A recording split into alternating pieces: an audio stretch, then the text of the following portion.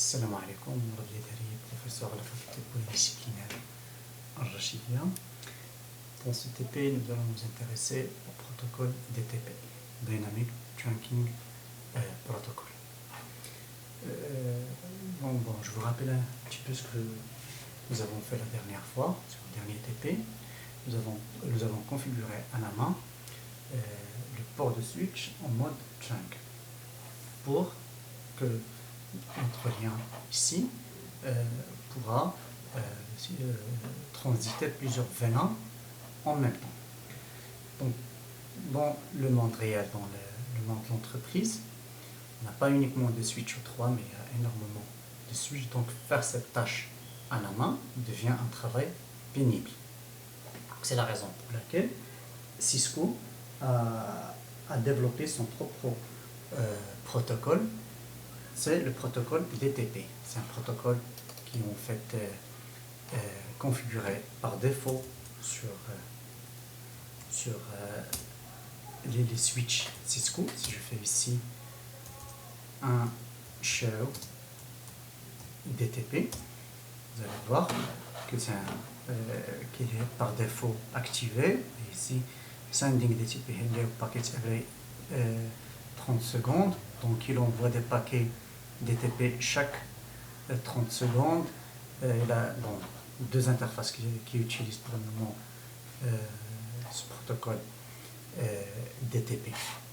Donc, dans le TP, qu'est-ce que nous allons faire dans le TP pour faire fonctionner, pour tester ce protocole DTP? Ici, j'ai deux switches qui sont connectés par un câble croisé et des machines qui sont dans le VLAN 1, c'est des machines.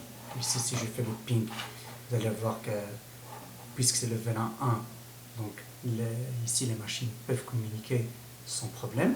Par contre, j'ai déjà fait la configuration nécessaire pour que ces deux machines, PC1 et PC3, appartiennent tous les deux au VLAN 20. Donc, si je fais le test ici, avec les états par défaut, quand je dis les états ou bien les modes par défaut de switch, vous allez voir que ça ne va pas fonctionner tout simplement parce que ce lien, il est dans un état qui n'est pas dans un état trunk. Trunk, c'est-à-dire l'état qui permet de transiter plusieurs vélins en même temps. Donc on passe rapidement, on effectuera le test. Si je fais ici, je fais ping la machine 101. Donc vous voyez que le ping fonctionne. Je teste ici les machines qui sont dans le VLAN 20. Je fais le ping. Vous allez voir que ça ne va pas marcher. Je vais recevoir un time request. Request time out.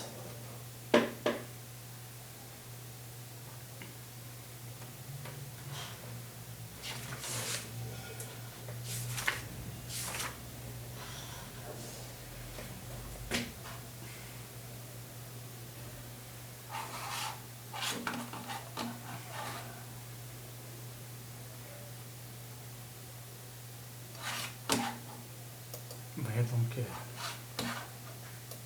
le ping ne fonctionne pas. Donc ici, je vais vous parler, si vous voulez, des différents modes ou bien états d'un port de switch. Je le mets ici dans sur ce lien. Donc voici, il y a Dynamic Auto, Dynamic Desirable et le Trunk. Il y a le mode Access. Et chaque mode a sa fonction. Par exemple, ici, le Dynamic Desirable, c'est une négociation. Donc, il annonce sa volonté de monter en trunk. Le Dynamic Auto, quant à lui, il attend une invitation du voisin. Il attend une sollicitation du voisin. Qu'est-ce qu'il fait? Il envoie pas de paquets. Par contre, celui-là, il envoie des requêtes, d'accord, mais répond aux requêtes d'en face. Voilà, donc c'est ça la différence entre Dynamic Desirable et Dynamic Auto. Le trunk se met en mode trunk automatiquement et informe le voisin. Le mode access, déjà fait, donc il désactive le mode trunk et prévient le voisin. Dans ce tableau ici, intéressant, et si vous voulez, il donne les résultats des différentes combinaisons possibles. Pour, par exemple, Dynamic Auto, j'ai 2 trunks et 2 access. Les 2 trunks, si j'ai par exemple avec un Dynamic Desirable Dynamic Auto, je vais avoir un lien en mode trunk. Donc c'est un lien qui permet de transiter plusieurs vélins. Dynamic Auto, c'est en mode access. Pour le Dynamic Desirable, avec tous les états, ça donne un trunk, sauf avec l'état access. Ce que vous voyez en point d'interrogation, en fait, ça, c'est des combinaisons qui ne sont pas recommandées. Donc, je vais vous montrer la commande qui va nous permettre d'afficher ces différents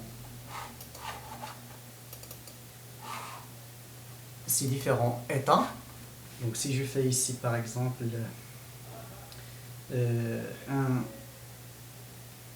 je rentre dans Interface, je fais un conf, je passe en mode global, Interface Fast Ethernet 0 sur 1, et je fais un switch port mode. Donc je fais un mode et je fais ici un point d'interrogation. Donc voilà, j'ai 3 différents modes qui sont le mode Access, Dynamic et Trunk.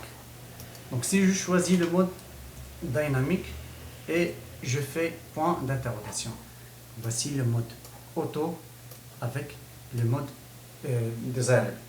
Donc on va tester cette combinaison. Je vais prendre d'un côté Dynamic Desirable et de l'autre côté je vais garder le choix par défaut sur le switch.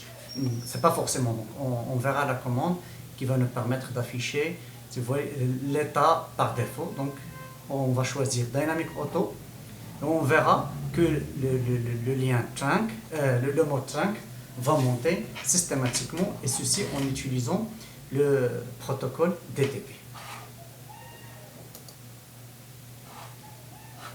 Donc, je vais faire la configuration ici. Un exit.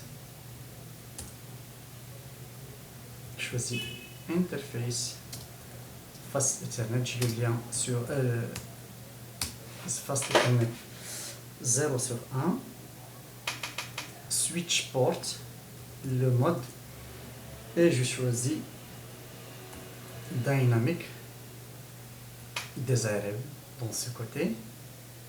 Je tape Entrée. Vous allez voir ici qu'il y a une communication entre ce switch là où j'ai configuré le Dynamic Desirable avec le port voisin. Donc on a dit Dynamic Desirable, qu'est-ce qu'il fait, sa fonction. Dynamic Desirable annonce sa volonté de monter en trunk. Donc ce port sur le switch, ce port 0 sur 3 sur le switch 8, il annonce sa volonté au switch 7 sur le port voisin qu'il veut monter en dynamic, en auto, parce que tout simplement ça c'est Dynamic Desirable. Et si je fais un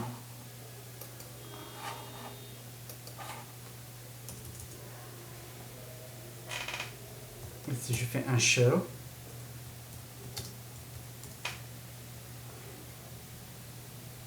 interface,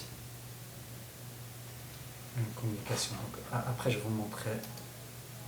Donc très bien. Maintenant si je ping, si je fais un, je fais un show interface Fast Ethernet. Fast Ethernet. Fast Ethernet et je fais switch port.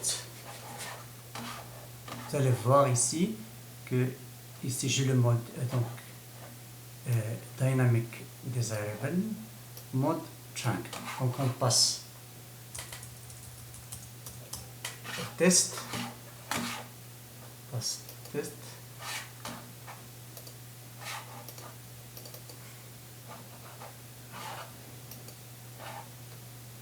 Je ping le 101 et c'est très bien. Donc vous voyez que le ping cette fois-ci ça fonctionne parce que d'un côté j'ai Dynamic Desirable et d'autre côté j'ai Dynamic Auto. Donc vous pouvez, avec la même méthode, vous pouvez tester ces différentes combinaisons et par la suite comprendre les fonctions de chaque mode. Mais ici, il y a une remarque importante, c'est qu'il est fortement conseillé de désactiver le DTP. Voyez, c'est comme si il s'agit d'une contradiction.